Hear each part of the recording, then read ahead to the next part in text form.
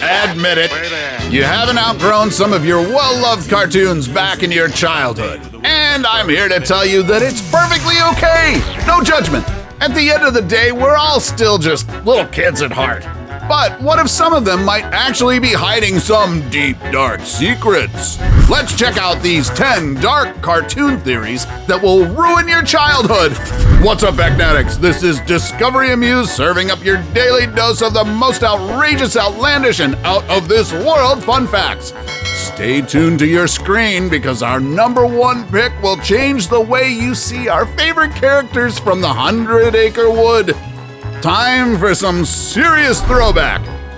Number 10, Rugrats. Remember Angelica Pickles from the 90s cartoon series Rugrats? The spoiled brat we all love to hate who constantly terrorizes the younger tots. Well, according to one fan's crazy theory, Angelica has a pretty dark origin story which explains her personality. Little baby. Imagine this. Angelica became a bully because of her family's checkered history. Her tattered doll, Cynthia, reminds her of her biological mother who died of a heroin overdose. Angelica was lonely and neglected by her father, so she created the imaginary Rugrats. According to the theory, this explains why in the show, Angelica and Susie are the only ones who can talk to baby Tommy and his friends. And Susie just rides along because she feels bad for Angelica. Whoa.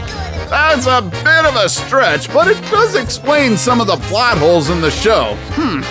Keep watching till our #1 entry because you'll seriously question your childhood after watching it.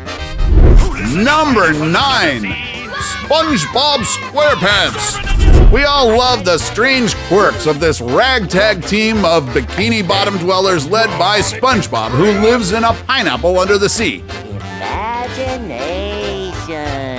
But one fan theory suggests that the weird behavior of SpongeBob, Patrick, Squidward, and others are due to their exposure to extreme radiation. Aye, aye, Captain! Before you call bollocks on this Reddit theory, it actually holds water if you consider Bikini Bottom to be named after Bikini Atoll, the infamous coral reef in the Marshall Islands, which was used for nuclear testing during the 1950s. This is a load of barnacles. The radiation is believed to have caused the mutation of the Bikini Bottom residents. It also explains why there are frequent explosions in the cartoon series, with the smoke taking a similar form as the actual explosions in Bikini Atoll. Number 8, Ed, and Eddy. This show from the 2000s follows the summertime adventures of 3 preteen boys who live in a suburb cul-de-sac in Peach Creek. But fans of the cartoon noticed that there's hardly any adults seen in the show, and it seems difficult to pinpoint when the show is set with all the confusing anachronisms. For example, some scenes contain typewriters while others have computers. This led to a fan theory that the kids in this town are actually dead, and the cul-de-sac might actually be purgatory. And he thought my butt was a peanut. More evidence of this is the fact that the characters on the show behave differently, showing qualities and mannerisms of people from different decades. These twisted fan theories are really something else. That's disturbing. Number 7, Hey Arnold.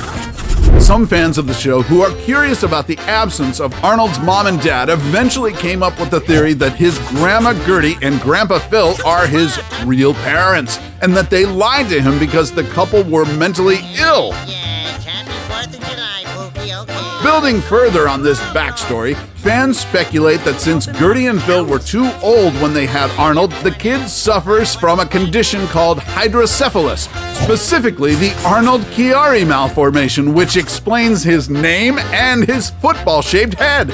Another theory circulating the internet says that the show is not really about Arnold, but rather about Helga Pataki, whose misguided romantic feelings push her to behave badly around the titular hero.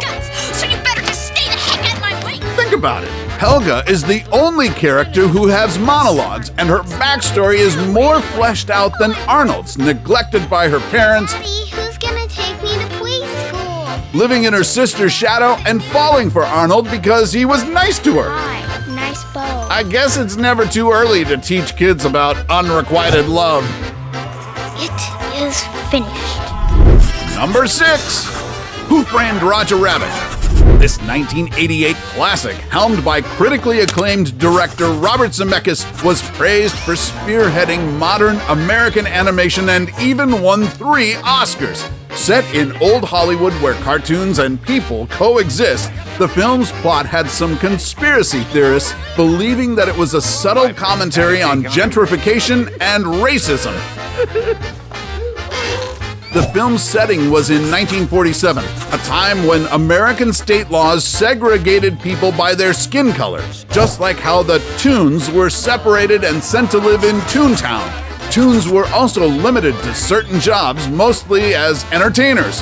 Judge Doom also had full authoritarian rule in handling punishment for Toons, and since he's actually a Toon disguised as a human, some say he wanted to commit genocide against his own kind. Going further down the rabbit hole, Judge Doom also wanted to force Toons out of their homes so he could build a freeway for the elite. A nod to the cons of gentrification. And then there's Eddie, who despite being a Toon hater, was attracted to Jessica Rabbit. His emotional struggle represented the difficulties of interracial relationships during that era. Number 5. Samurai Jack x Powerpuff Girls. Now, this is one cartoon crossover I wouldn't mind being actually true. Have you ever wondered why Samurai Jack and Professor Utonium from the Powerpuff Girls look eerily alike? Well, some cartoon buffs believe they are actually the same person. In the action-adventure series Samurai Jack, the titular hero fell in love with Ashi, the daughter of his demon nemesis Aku. Unfortunately, Ashi died after Jack defeated Aku, and the samurai experienced extreme grief. According to the theory, as a side effect of Aku sending him through a time portal, Jack doesn't age. So he spends the next 300 years studying science to try to bring Ashi back. Fast forward and Jack moves to Townville and becomes Professor Utonium. In his laboratory, he tries to create life with sugar, spice, and everything nice. But since Ashi only existed due to her father, he adds Chemical X, which happens to be the liquid form of the shape-shifting Aku. And thus Blossom, Bubbles, and Buttercup were born. Merry Christmas, Professor! Number 4. Pokémon. Why in the world doesn't Ash Ketchum grow old? Here are some weird theories. You and I are gonna be best friends. The first one involves the legendary Pokemon Ho-Oh, which flew over Ash and Pikachu in the first episode. According to Pokemon lore, the Ho-Oh grants eternal happiness, and fans speculate that Ash wished for eternal childhood so he could travel with Pikachu and catch them all. The second theory says that when Ash was electrocuted by Pikachu in one of the earlier episodes, he might have slipped into a coma, and while unconscious, he was dreaming up his Pokemon adventures. This supposedly explains why the Nurse Joys and Officer Jennies are the same for all regions, and why kids in the Pokemon world are sent off without adult supervision, and ultimately why Ash is a perpetual 10-year-old. Number 3.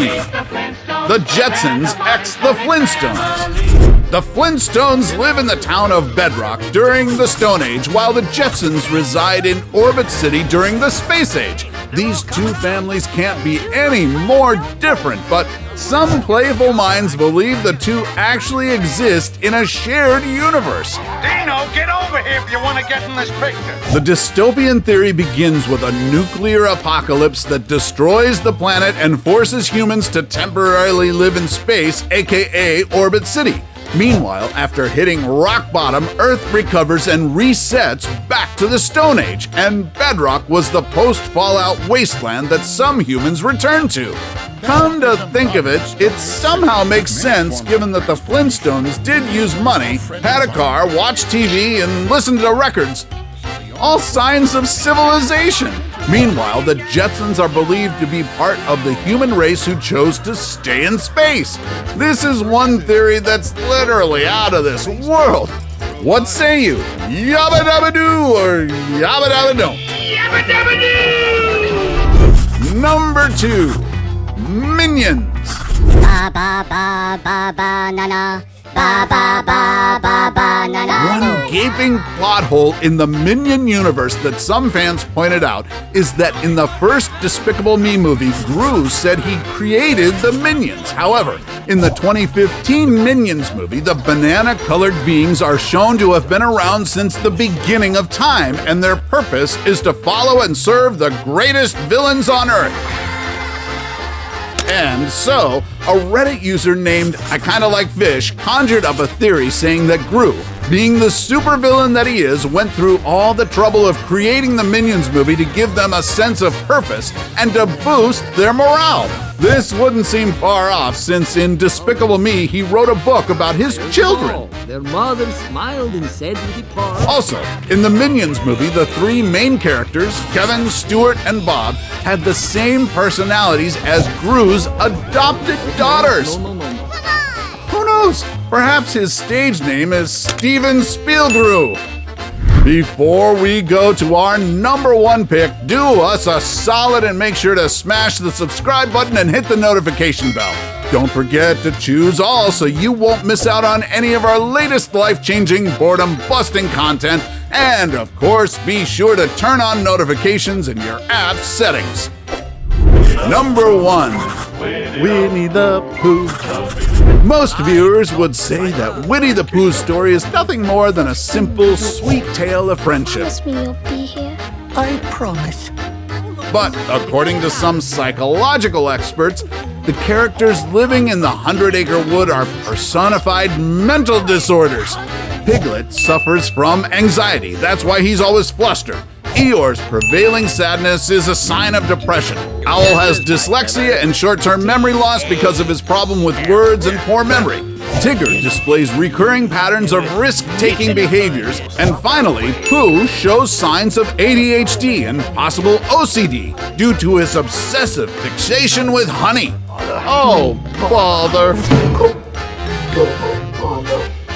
So, which among these theories do you think is most likely to be true? Let us know in the comments section below. Take home any of our exclusive gear by browsing our merch shelf or clicking the link in the video description. And while you're at it, take our quiz to find out how you can earn extra cash online doing what you do best. Awesome, right? Want more confounding conjectures? Then don't miss our roundup of the 10 conspiracy theories that turned out to be true. Till then, stay curious, Factnatics, and see you in the next video.